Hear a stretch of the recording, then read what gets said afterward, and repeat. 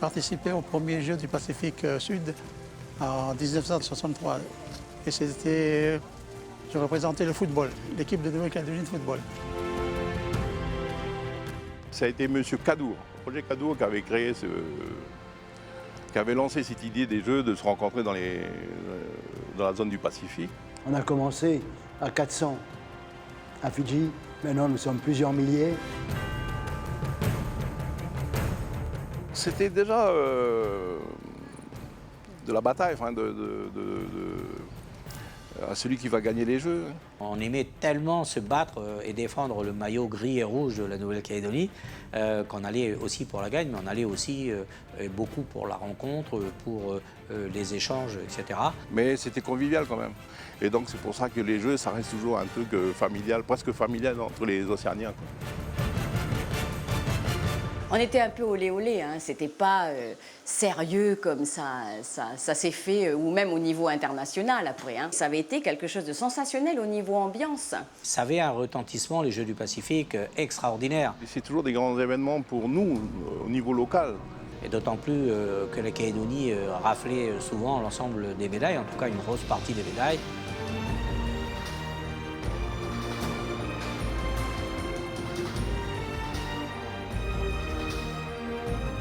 Parce qu'il ne faut pas oublier que la Calédonie, c'est un bassin, une pépinière, on le dit toujours. Hein, et il y a toujours des athlètes qui sortent, même en natation. Des jeunes qui participent aux Jeux pour mouiller le maillot de la Calédonie, c'est toujours quelque chose qui est extraordinaire parce qu'on défend les couleurs de la Calédonie, c'est toute la Calédonie et non pas un district ou une tribu ou un secteur, quoi. C'était un moyen de rassembler tous les pays du Pacifique et les sportifs. C'est culturel en même temps. Hein. Les couleurs, les musiques, la façon de se comporter des gens entre eux était particulière. Ça n'a rien à voir avec les jeux qu'on trouve dans les autres pays à ces occasions-là. C'est vraiment l'Océanie que on imagine et qu'on rêve. Bonsoir à tous et bienvenue dans ce nouvel épisode des Traces du passé. C'est en 1959, en Papouasie-Nouvelle-Guinée, lors de la 4e conférence du Pacifique Sud, que pour la première fois, l'idée de créer une compétition sportive pour les Îliens du Pacifique est lancée. 2 ans plus tard, en 1961, les dirigeants sportifs de la vingtaine de pays et territoires membres se réunissent en Nouvelle-Calédonie afin de mettre sur pied les grandes lignes de ce fabuleux projet.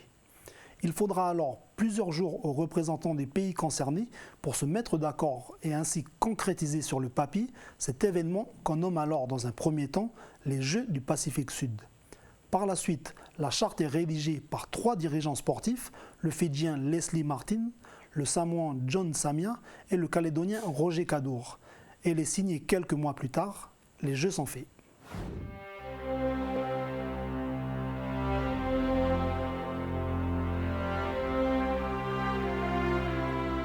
C'est Fidji qui a été candidate pour organiser les premiers Jeux, qui étaient, si vous voulez, des Jeux de paroisse. Nous savions bien que les Jeux de Suva ne pouvaient pas être quelque chose d'extraordinaire parce que s'ils avaient été préparés un peu dans la précipitation, de telle sorte qu'ils se tiennent très vite après la décision de faire des Jeux régionaux. On a eu la chance, si vous voulez, de participer pour la première fois aux Jeux du Pacifique. Ils sont allés là-bas dans les conditions qu'on sait, puisqu'en 1963, c'était pas avec les mêmes possibilités qu'on a maintenant. Quand on est parti aux Jeux, nos champions avaient une paire de souliers de football ou une paire de jouets de tennis. On avait juste un maillot de compétition. À l'époque, hein, il y avait des sélections qui jouaient pieds nus.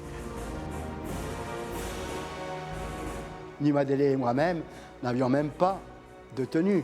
On n'avait rien, on n'avait pas un franc, on n'avait pas si.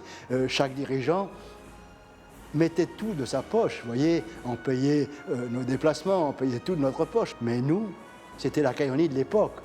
On avait l'habitude, si vous voulez, d'être pauvre et de n'avoir pas d'argent et d'être heureux avec ce que l'on avait. Manger du taro matin et soir, c'était pas un problème. Coucher sur un lit de camp, on était bien. Nous avons fait une expédition en partant de Nouméa pour aller à Suva. Et c'était extraordinaire. On venait de quitter pour la première fois le pays. Comme nous, on découvrait tout. On était heureux partout.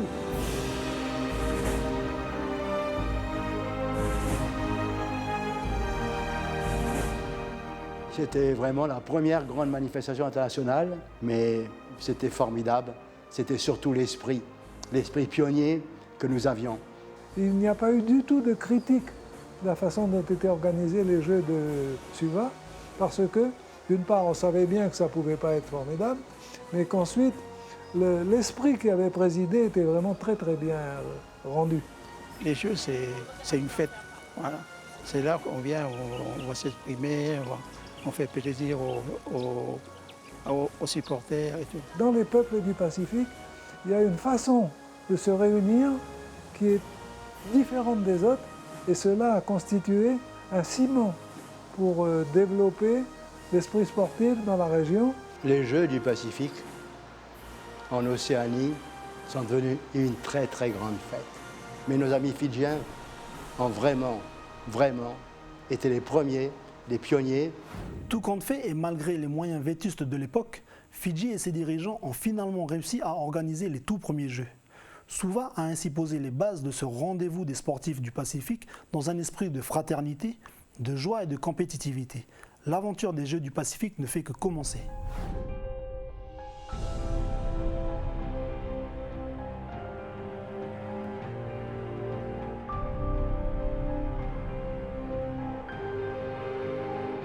La natation, elle en était au balbutiement à Suva. Mon mari avait été à Suva. Et en revenant, donc on avait cherché des nageurs et on avait commencé à s'entraîner d'ailleurs au bas militaire en bas du collège technique. L'idée d'organiser les Jeux en Nouvelle-Calédonie a été émise dès 1963 parce que les premiers Jeux avaient été faits à Fidji et la Calédonie tenait absolument à organiser les Jeux suivants. Et la ville de Nouméa a été désignée parce que c'est non pas un pays qui est désigné, mais une ville. On aurait pu le faire comme Fidji. On aurait pu avec les moyens du bord, d'autant que l'Assemblée territoriale voulait m'aider. Et on aurait fait quelque chose de petit, mais pas à l'échelle que je voulais.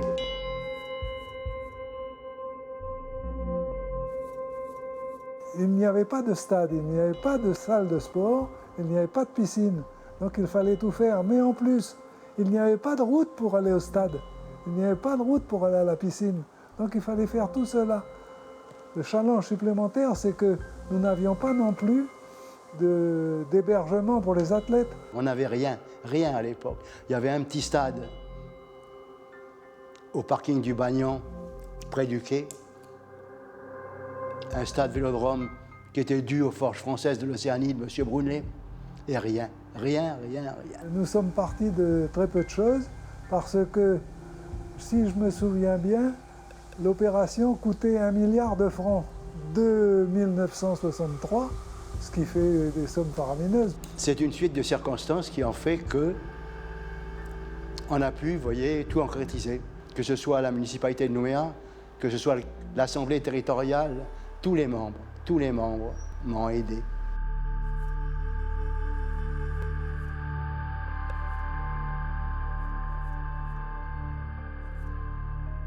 Les principales infrastructures qui ont été construites sont bien entendu le stade olympique, qui fait environ 10 000 places, la salle omnisport qui fait environ 10 000 places, et la piscine municipale de Lansvata qui fait environ 2 000 places également. Oh, ça a été une chance. Mais vous ne pouvez pas vous imaginer comme Marcel Anglès était là-bas tous les matins et Fernand Jams pour, si vous voulez, pousser tout le monde à finir à temps. Que ce soit Fernand, que ce soit Yves Attali, que ce soit Numa Délé, que ce soit Marcel Anglès, tous ensemble, nous avons le même mérite, vous voyez. Moi, j'étais, si vous voulez, leur ami, vous voyez, qui devait marquer les buts, mais sans eux, j'aurais jamais réussi. Sans doute que nous avions un enthousiasme exceptionnel et toutes les opérations ont été terminées dans les délais et dans le respect des coûts d'origine. Le stade, on me disait que je voyais trop grand, mais un stade, c'est fait pour 100 ans. Vous voyez, à chaque fois que je vais à ce stade, je sais que ça a été très très difficile.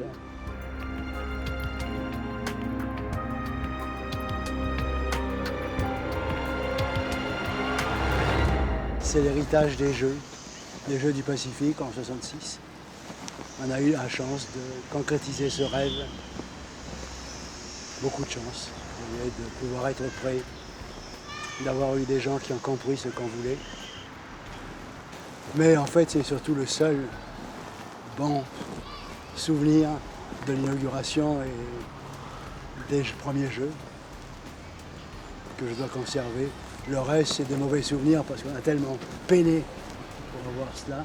Mais tout s'est tellement bien terminé que le reste se traduit en très très bons souvenirs.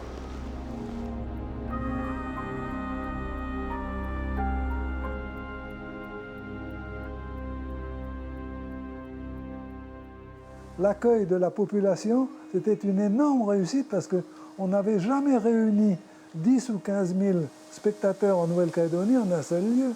Le stade de Magenta, qui avait été fait et construit à l'occasion de ces Jeux, était plein à craquer. On refusait du monde et les gens découvraient ce que c'était que l'Océanie. Les 21 pays d'Océanie y participaient. Mais il fallait aussi accueillir des journalistes de la région, mais de France également, donc du monde entier d'une certaine façon. La cérémonie d'ouverture et la cérémonie de clôture ont été des réussites formidables.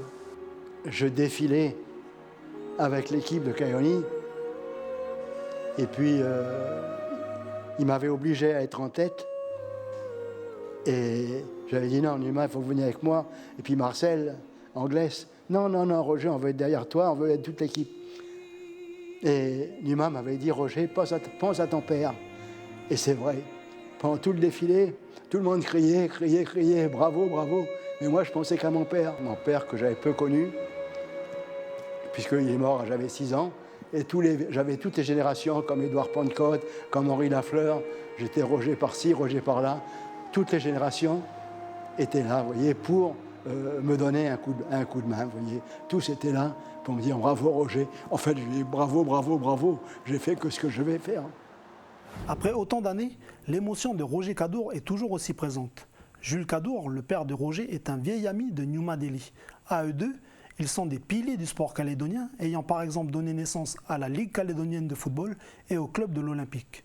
Les deux compères ont aussi su transmettre au petit Roger les valeurs et la passion du sport. Une passion qui ne quittera plus Roger et qui fera de lui l'une des pièces maîtresses dans l'organisation des Jeux du Pacifique.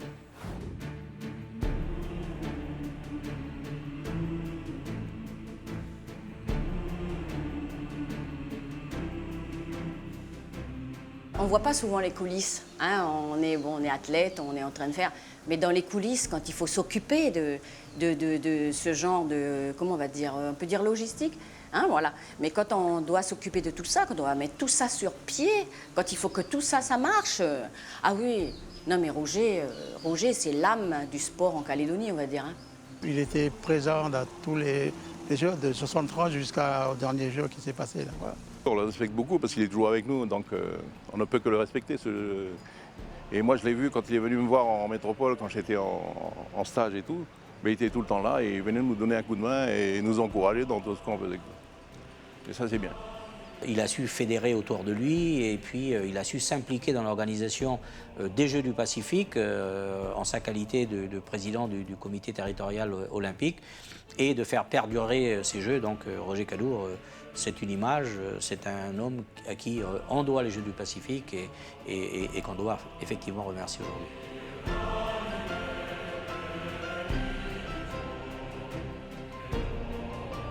Sans Roger, pas de jeu. On va dire, pas de jeu du Pacifique sans Roger, on va dire ça. Il est capable de faire des faire démarrer une opération simplement sur sa personnalité, parce qu'il est très fort pour convaincre les gens. Avec Numa, on était content de voir que ce stade qui maintenant s'appelle Numa Délé était devenu une réalité.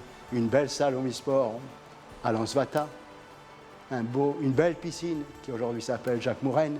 Et j'avais promis à M. Herzog une championne. On a eu Mademoiselle Kersodi, qui à l'époque est devenue la première caïronienne. Et ensuite, on a fait beaucoup de champions, partout.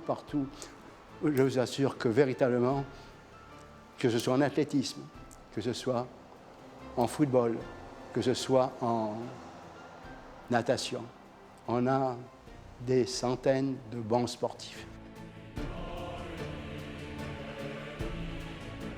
Entre Suva et puis Nouméa, ça a fait vraiment on a réussi à avoir quand même, je ne sais plus combien on était, mais on était très nombreux. On était très nombreux en garçons, en filles, et on pouvait aligner dans toutes les disciplines. Hein. On pouvait aligner en brasse, en crawl, en papillon, on alignait des nageurs. Et c'est cette année-là que j'ai fait les Jeux du Pacifique de 66, et un peu plus tard, j'ai fait ceux de Port-Moresby. Je crois que c'est en 69. J'ai participé aux Jeux, mes premiers Jeux du Pacifique, j'étais minime en 69, en Papouasie-Nouvelle-Guinée. Et je faisais de la hauteur, évidemment. J'étais minime, j'ai fait un 1,70 là-bas. Enfin, c'est des souvenirs qui sont lointains, hein, quand même. Hein. Mais ça me rappelle aussi que quand on est arrivé, nous, à l'époque, en ventrale, on sautait, on retombait dans le sable. Et après, on a eu les copeaux de bois. Et quand on a fait les Jeux de Papouasie en 69, il y a eu les copeaux de bois. Et donc, on retombait dans les copeaux de bois. Et c'est marrant parce que le jour où on est arrivé, il y a eu un mort parce que là-bas, il y avait des serpents. Il y en a un qui s'est fait mordre par un serpent. Il est mort. Et il voulait à tout prix qu'on aille sauter. J'ai dit, ah non, ce jour-là, non. Oui, c'est...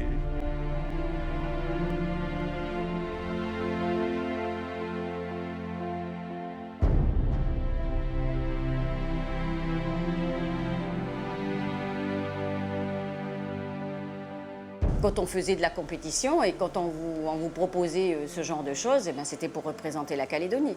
Donc chacun était content de représenter son pays.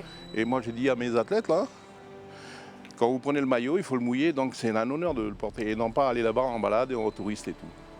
C'est une compétition pour permettre aux jeunes du Pacifique de s'épanouir. Et puis on a eu la chance, à cause des Jeux du Pacifique, de pouvoir partir après jouer en métropole. Ça a été un tremplin pour l'étape suivante. Bon, c'est de faire aussi d'autres Jeux du Pacifique, mais aussi les Jeux Olympiques, quoi. Participation aux Jeux Olympiques, mais c'était extra.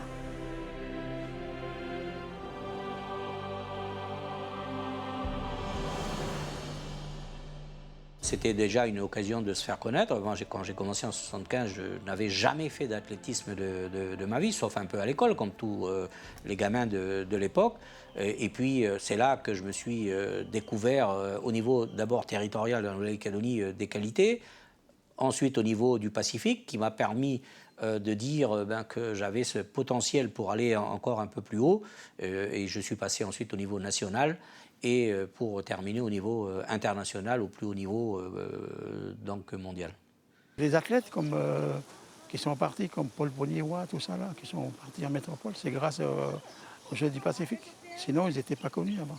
En 80, je suis parti en métropole et donc je suis resté 10 ans en métropole à faire du haut niveau après. Donc ça m'a permis de changer, de partir du territoire. Pour moi, à l'époque, je n'avais pas l'occasion de voyager. Je n'étais pas beaucoup sorti de la Nouvelle-Calédonie, comme tout bon Calédonien qui se respecte. Et puis, pour les jeunes des villages, des tribus, c'était aussi une occasion extraordinaire de pouvoir aller voir ce qui se passait ailleurs. Moi, le premier, je ne connaissais pas l'Océanie.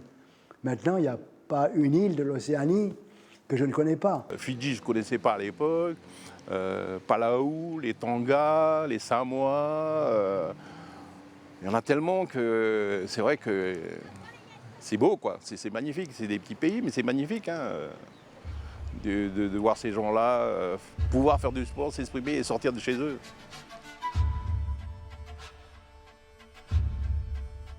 Pour nous, ici à Nouméa, puis pour la Polynésie, pour les autres îles du Pacifique. C'est très important, c'est un rassemblement des sportifs. Tous les athlètes, tous les dirigeants savent que véritablement ils ont les amis partout, et que, si vous voulez, on fait partie d'une petite île, mais cette île a d'autres îles dans le Pacifique, et que tous, on est océaniens. Vous savez, quand vous avez fait du sport, on garde toujours ces liens entre les étrangers, les Français, enfin tout. On garde des liens parce que c'est des liens d'amitié. Quand on fait du sport, c'est l'amitié d'abord, et entre peuples. Et ça qui est extraordinaire quand vous faites les Jeux, on se voit, on se côtoie, on s'amène des petits cadeaux. Je vais arriver là pour les Jeux, il y aura des petits Fidjiens ou des coachs Fidjiens qui vont m'amener un petit truc. Bon, je vais ramener un petit souvenir d'ici. Ça, c'est sympa, quoi. C'est ça l'Océanie.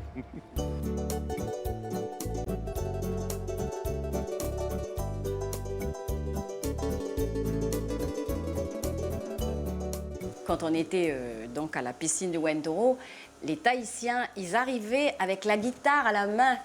Ils avaient le maillot dans le sac, mais... C'est encore une fois amical, on partage les repas ensemble, on partage les entraînements ensemble, et puis aussi un peu la fête. Quand on avait fini les compétitions, on faisait la fête tous ensemble, quelles que soient les îles, quels que soient les pays. On a tous les jours un collier, on nous le remet tous les matins. Chaque pays a sa propre coutume, vous voyez. On la respecte, on y participe, sincèrement. On doit, si vous voulez, respecter et vivre à l'océanienne. On ne peut pas oublier les Jeux du Pacifique, en tout cas, moi je ne les oublierai jamais parce que ça a été pour moi le déclencheur de cette envie d'aller vers les autres.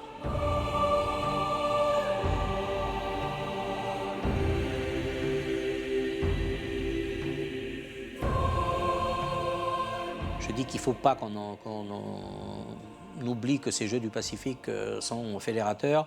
Il faut continuer à les organiser. Je suis un petit peu moins partant par le fait qu'on veuille y associer la Nouvelle-Zélande et l'Australie. Bon, on essaie de mettre aussi les pays anglo-saxons, c'est-à-dire l'Australie et la Nouvelle-Zélande, qui vont faire leur rentrée dans les Jeux. Mais bon, là, après, c'est un autre monde, là.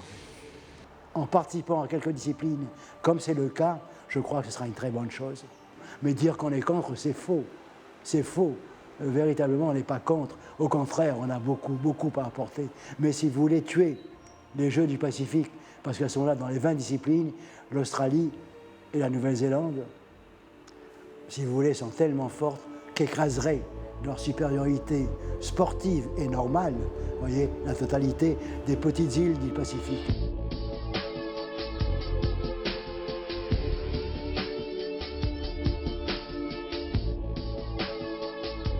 Et actuellement, il va être invité à participer dans 4 disciplines. Ils vont nous apporter beaucoup. Sur le fait de l'amélioration des performances par la participation de ces pays, pourquoi pas, mais je crois qu'il faut qu'on garde aux Jeux du Pacifique cet esprit amical, convivial, folklorique même parfois, parce que c'est aussi folklorique, c'est les folklores du Pacifique qui se rencontrent à cette occasion. C'est l'esprit de bonheur d'être ensemble, de se dépasser. Parce que pour gagner une médaille d'or, d'argent ou de bronze, ou même pour participer à la place qui sera la sienne, c'est des heures de travail. Des heures de travail. Et quand on arrive, quand on franchit la ligne d'arrivée, quand on finit la partie et qu'on tombe dans les bras de l'entraîneur ou du président, on sait tous qu'on a donné son maximum. Et je peux vous assurer que c'est formidable pour tous, le gagnant et celui qui a participé. Participer, c'est vraiment formidable. Formidable et surtout, donner quand on est jeune, le meilleur de soi-même. Et il en conservera toute sa vie, et je le constate tous les jours, le meilleur des souvenirs. Quand vous les voyez le dernier jour, tous unis, chantant ensemble, sincèrement, on sait que vraiment, on n'a pas fait les Jeux pour rien. Voilà, c'est la fin de ce numéro consacré aux Jeux du Pacifique. J'espère qu'il vous aura donné envie de suivre la 15e édition de cette formidable aventure sportive et humaine et surtout d'encourager nos Cagous lors des compétitions. Je vous donne rendez-vous prochainement pour d'autres épisodes de votre magazine sur les traces du passé. Bonsoir à tous. He's the man of Fu Manchu, the girl